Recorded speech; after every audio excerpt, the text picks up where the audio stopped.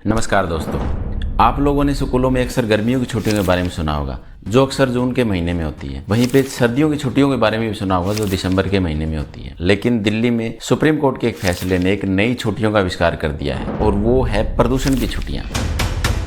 हाल ही में नवंबर 2024 में supreme court ने ये फैसला सुनाया है कि दिल्ली के सभी स्कूल अगले निर्देश तक बंद रहेंगे और इसका मुख्य कारण है दिल्ली में बढ़ रहा वायु प्रदूषण। दिल्ली की बाकी जनता के लिए भी निर्देश है कि वो बिना मास्क घर से बाहर ना निकले। अब आप सोच के देखिए कि एक नई समस्या कितना विकराल रूप लेती जा रही है। जहां बच्चे पढ़ाई के माहौल में अपने एग्जाम की तैयारियां कर रहे थे, वहीं पे अब वो घर में रह के ही पढ़ाई करेंगे और साथ ही साथ अपनी जान बचाने की भी कोशिश करेंगे। एक आंकड़े के अनुसार हमारे देश में लगभग 22 लाख लोगों की मृत्यु हर साल एयर पोल्यूशन की वजह से होती है। वहीं पे अगर हम बच्चों की बात करें तो इकोनॉमिक टाइम की एक रिपोर्ट के अनुसार 5 साल से कम आयु के लगभग 464 बच्चे प्रतिदिन इसका शिकार हो रहे हैं और इसी से हम अंदाजा लगा सकते हैं कि ये समस्या कितनी गंभीर है। इसी प्रदूषण के चलते नवंबर के महीने में दिल्ली से उड़ान भरने वाली और दिल्ली में लैंड करने वाली बहुत सारी फ्लाइटों के या तो रूट डाइवर्ट कर दिए गए हैं या उनको कैंसिल कर दिया गया है। लाखों करोड़ों रुपए टैक्स भरने के बावजूद भी हमारी जनता को साफ सुथरी हवा नसीब में नहीं है और इसके लिए हम साफ साफ सरकार को इसके जिम्मेदार मानते हैं, चाहे वो राज्य सरकार हो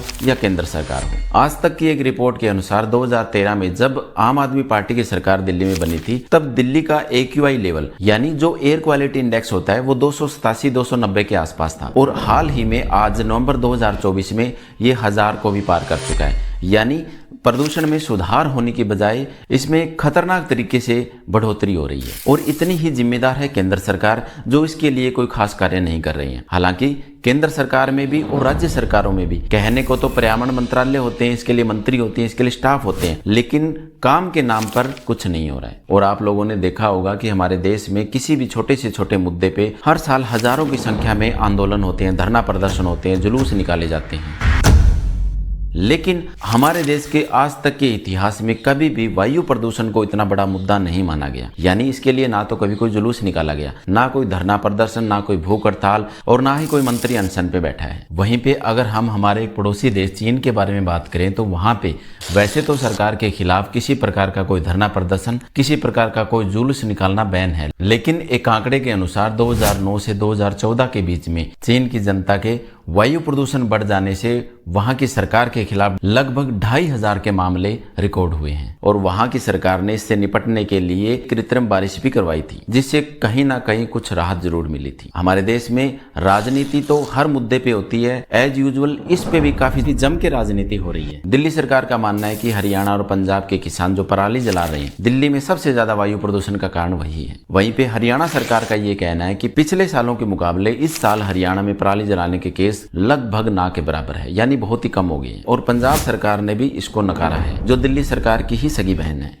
अगर हम आज करंट डेट की बात करें तो 20 नवंबर 2024 को AQI वेबसाइट का जो लाइव डाटा है उसके हिसाब से दिल्ली का जो एवरेज AQI लेवल है वो 450 के आसपास है और ये आंकड़ा जो साधारण हवा की क्वालिटी होती है उससे कहीं ज्यादा है। हालांकि इस दौड़ में हमारे देश की राजधानी दिल्ली ही सबसे आगे नहीं है, देश के और बहुत सारे बड़े शहरों का भी यही हाल है। आज तक की एक रिपोर्ट के अनुसार सुप्रीम कोर्ट ने जब ये फैसला सुनाया उस समय भी सुप्रीम कोर्ट के जो उस रूम का, उस चैम्बर का जो AQI लेवल था वो 900 के आसपास था। हालांकि जो दिल्ली का वायु प्रदूषण है उसका 35 से 40% कारण पराली जलाने का केस ही है। यानी आसपास के राज्यों में जो पराली जलाई जा रही है उससे वहां पे प्रदूषण ज्यादा बढ़ रहा है। राजनीति हमारे देश में हर मुद्दे पे होती है और इस पे भी काफी राजनीति हो रही है, लेकिन इनके जो अगर उपाय ढूंढने की बात करें, इसके लिए कोई काम करने की बात करें तो इसके लिए शायद ही हमारे देश की कोई सरकार काम कर रही हो। और मेरा ये भी मानना है कि ये कंप्लीटली सरकार की जिम्मेदारी ना होके हम सबकी जिम्मेदारी भी बनती है। जैसा कि मैंने आपको बताया कि हमारे देश में कभी भी इसके लिए कोई धरना प्रदर्शन नहीं हुआ,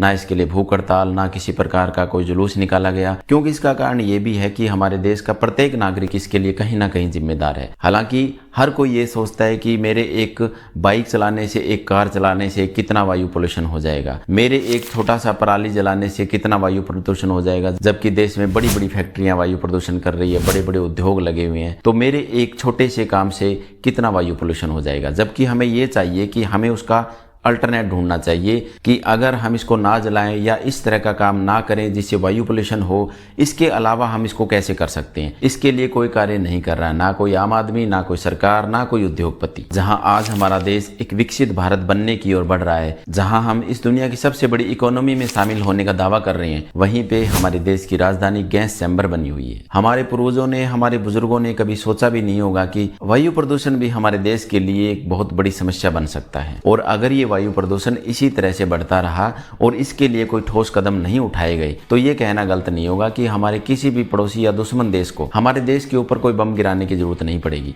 हमारा देश वैसे ही खाली हो जाएगा। और इसी तरह के बढ़ते हुए प्रदूषण पे जहाँ पे आज हमें मास्क लगाने की जरूरत पड़ रही है, वो दिन दूर नहीं जब हमें हमारी पीठ पे ऑक्सीजन गैस के सिलेंडर उठा के चलने पड़ेंगे, जैसे कि हम पृथ्वी पे नहीं किसी और ग्रह पे रह रहे हों। इस वीडियो में बस इतना ही। हमारे चैनल को सब्सक्राइब करना ना भूलें। जय हिंद, जय भारत।